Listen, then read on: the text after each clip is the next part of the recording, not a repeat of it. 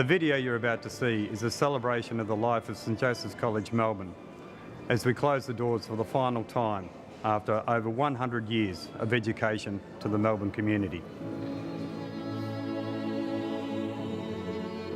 Who would have ever thought, after 108 years, this place that was once built by a group of Christian brothers who would walk the streets of North Melbourne, knocking on doors, asking for donations to build a school and educate young Catholic boys, has reached its point in time where it can go no further.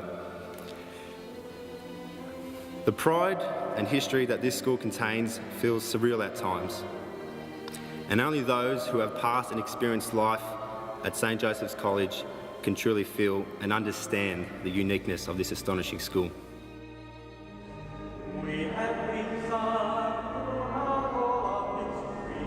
And as Archbishop, I commend to each of you the memories you have of St Joseph's.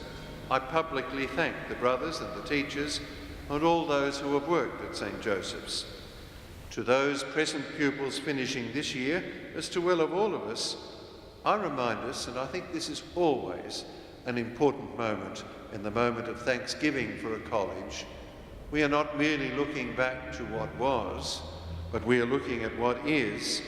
And because the college may be taking on a new identity, our life is not finished. Our witness continues, and what a worthwhile witness it is. Welcome to St Joseph's College farewell dinner. You're all very welcome.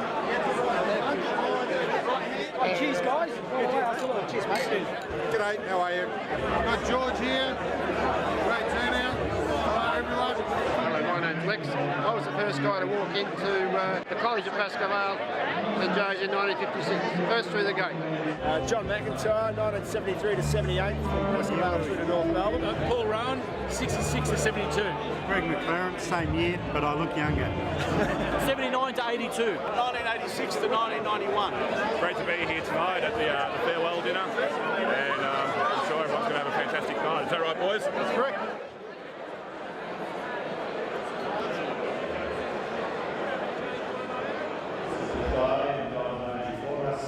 And the English students of God before us, our humble beginning. St Joseph's has left its mark on many people, and it will continue to do that because you have been part of that story. In the name of the Father, and of the Son, and of the Holy Spirit. Amen. Being part of the St Joseph's community has been an important part in my life. It was wonderful because we shared this common bond being a Joey's boy, you know, and that followed through all the way through from year 7 all the way through to year 12.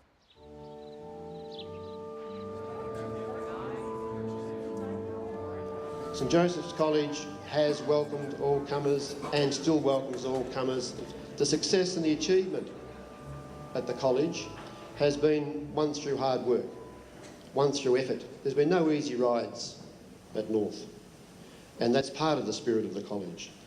And of course there's a celebration of difference, there's a celebration of the fundamental humanity of students and staff. If someone was asking me what's special about St Joseph's, I'd always say two things. The first one is that we know every student on this campus. A very small campus physically, a very intimate atmosphere if you like. We get to know the names of every student. There's Winston Churchill there, there's a picture of him. The second thing that impresses me so much here in the work we do with the students at St Joseph's is that we take the young men from basically working class families and we try to find a pathway for each and every one of them to a future career. It's my pleasure to introduce Brother Roger, who will talk to us briefly on this, our feast day. Let's welcome Brother Roger.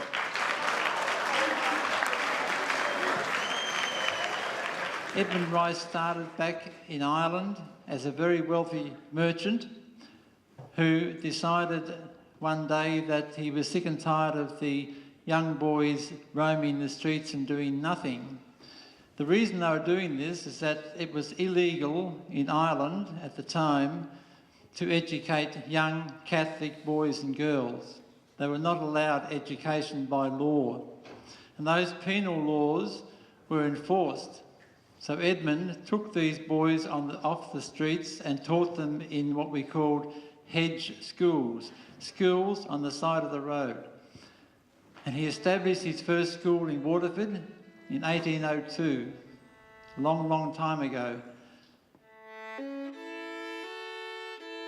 In 1901, the Archbishop of Melbourne, Thomas Carr, wrote to the Christian Brothers encouraging them to open a school in the North Melbourne district, and the Provincial agreed to this request. 436 students, comprising 116 in the primary section from grades 4 to 6, together with 320 students in the secondary section from Form 1, Year 7 to matriculation, Year 12. The Golden Jubilee of St Joseph's College was fittingly observed during 1953. The college had developed in size, status and reputation, mainly due to the dedication of teachers, the sacrifice made by parents and the role of eminent past students. There was a pressing need for further accommodation at Queensbury Street and options were explored. Eventually, a preparatory school at Pascoe Vale, under the patronage of St Joseph the Worker, was decided upon.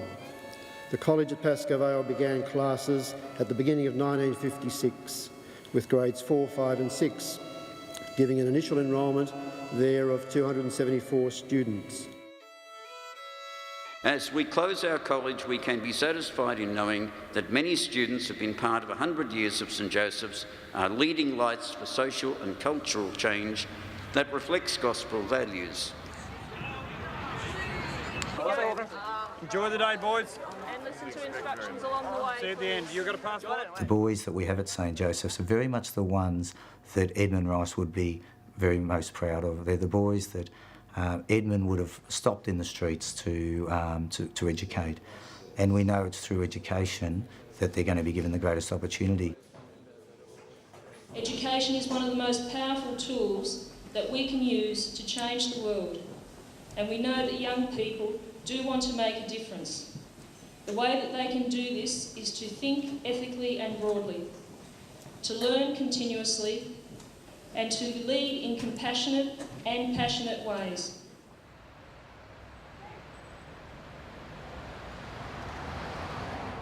Well, I arrived at St Joseph's College in the start of 1976.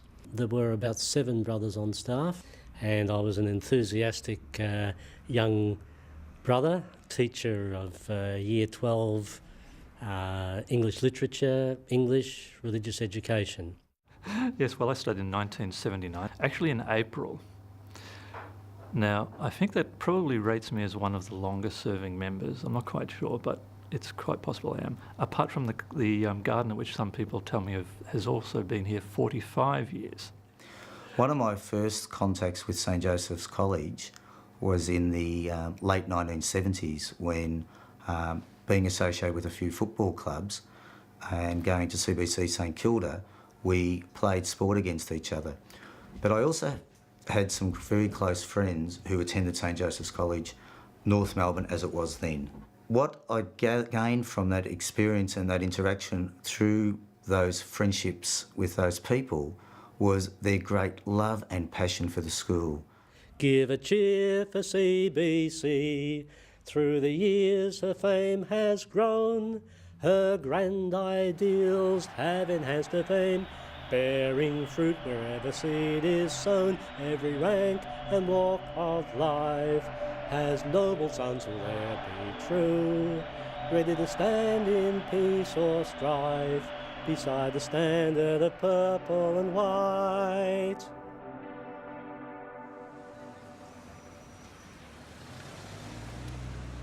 We've seen since the 70s a lot of change in the nature of the teacher. We've seen the student population change significantly from being more of an Anglo-Saxon Italian background to now where we have a very diverse, multicultural sort of number of different students. So where St Joseph's was very well regarded as an AFL school in football, we now produce young men who go on and play soccer and play other sports. Sports always been pretty big at St Joseph's College.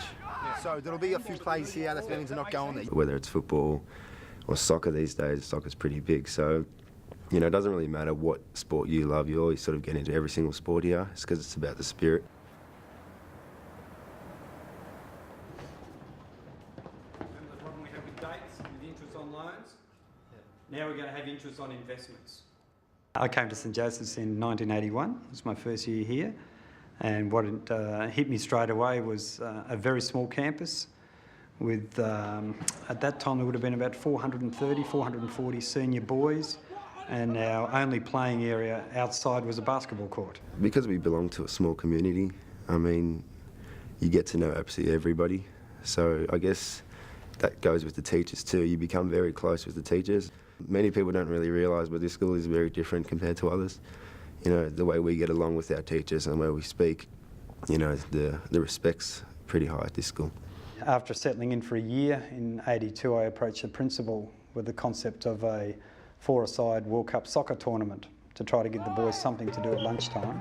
I convinced him to start it, and we trialled it in 1982, and it was a resounding success, and we've played it ever since.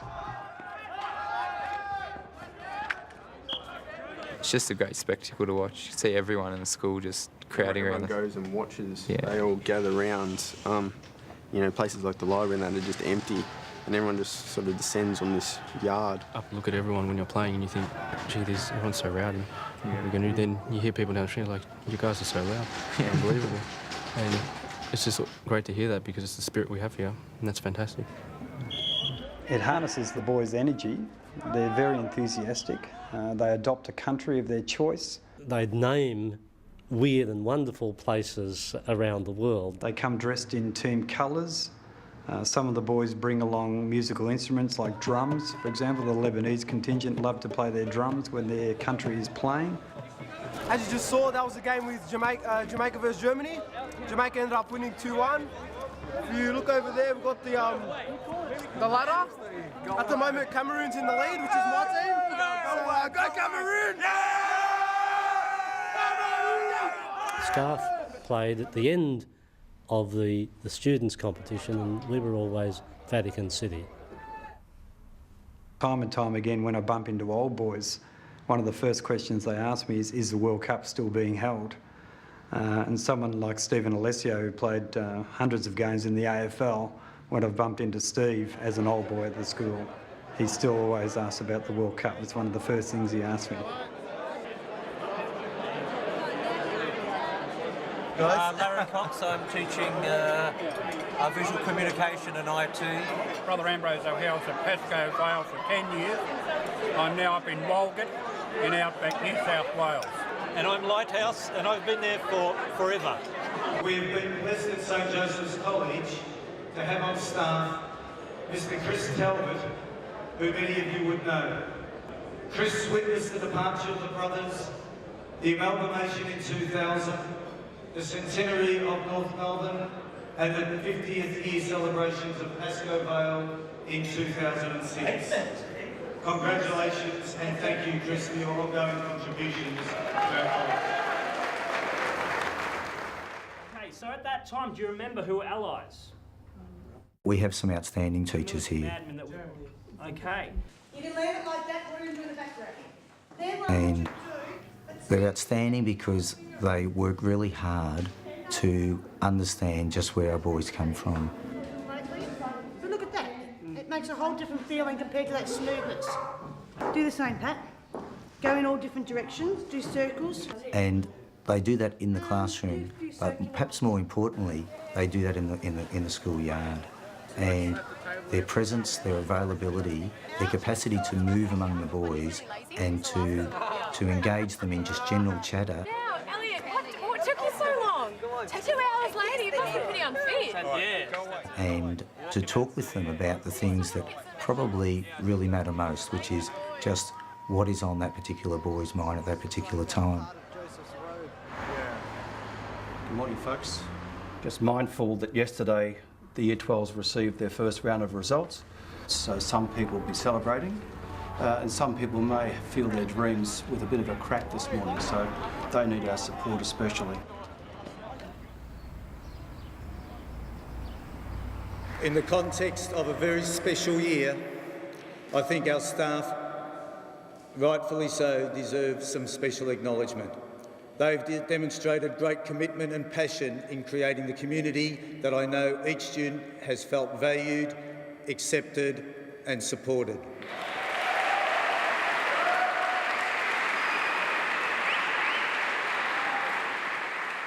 Underneath the big hype of enjoying and making the most of this final year, there has always been emotions that make us stop and think. It's a shame that our past and most beloved principal, Mrs. Marie Johnson, is unable to be here with us. For somebody to have loved this school as much as she did is such a selfless and admiring act that has been very appreciated and greatly missed on behalf of all staff and students. Mrs. Johnson was a dedicated, enthusiastic and passionate leader of St Joseph's College, Melbourne community. May she rest in peace. 1 minute silence, boys. Oh, Marie was an exceptional leader. She was an inspirational woman. She had vision. She knew what education was about. She had a clear idea of teaching and learning for students, and she had a firm belief that every student can learn. And so everything she did was based on that. Marie Johnson was the vision for the future of this college. She brought a great deal of enthusiasm. She had that rare ability to gather a group of staff together and get them all singing the same song. As far as a leader for staff, she was just empowering. You know, she would challenge you, but she would also support you as well. So she was just a very broad, visionary woman. She was fantastic. In many ways, she's still with us. I think both on a personal level and many staff have had the same sentiment expressed, that Marie stays with us and is guiding us towards the end as we wind up the closure of the school. So she'll never leave us. We name the school St Joseph's, and the spirit of Joseph is one of a father caring for his wife and his son. And I believe that the family spirit of this place has done that, helping boys to identify what's real spirituality, male spirituality, family member spirituality, and on top of that, Joseph was a working man, he was a carpenter, and the spirit of being there working for others is something that I think has been very much part of what this school has been able to share with its young men growing up. And guide us as your instruments, Lord. An important part of me still being here is the teachers that have affected me, inspiring me to become a teacher myself. You know, I'd always dreamt of being an accountant, but then thought, hang on a second, which profession's going to allow me to have a kick of a soccer ball or table tennis at lunchtime while being still passionate about those particular areas of study that excite me. And you know, teachers like Neville Box and Ray Gibbs and Bernie Bosio in particular, and Mr Hennessy. I still don't know his first name, but an inspiring maths teacher at Year 8. What about something like a term deposit? Well, frankly, I simply love working here. You get a real sense of achievement, accomplishment with the students. I believe what makes St Joseph's very special is that we are very true to the calling of Edmund Rice in terms of educating young men from working class backgrounds and giving them a start in life, and in many cases leading them to a professional career. What'd I do for you? I was a good boy. You were a good boy. Of course you were. Yeah, my favourite teacher. Favourite teacher. Did I teach you maths? Maths and RE. And RE? Yes, it was. So you still go to maths every Sunday? Yeah. Mr Waters was fantastic. He really looked after us. He gave us the best attention. Yeah. Attention or detention? Detention. We conclude our ritual this evening with the handover of the time capsule, the ceremonial banner proclaiming the college motto, and the college message stick from the care of St Joseph's College to representatives from Edmund Rice Education Australia. Friends, with the end of an era comes the promise of new life. A commitment was made to the community of St Joseph's that Edmund Rice Education would not end with the closure of St Joseph's in its current form. In 2012, it is hoped that the spirit of St Joseph's will inspire a new Edmund Rice Education presence on the site of the current Queensbury Street campus. It will look different, but be inspired by that same charism of Edmund Rice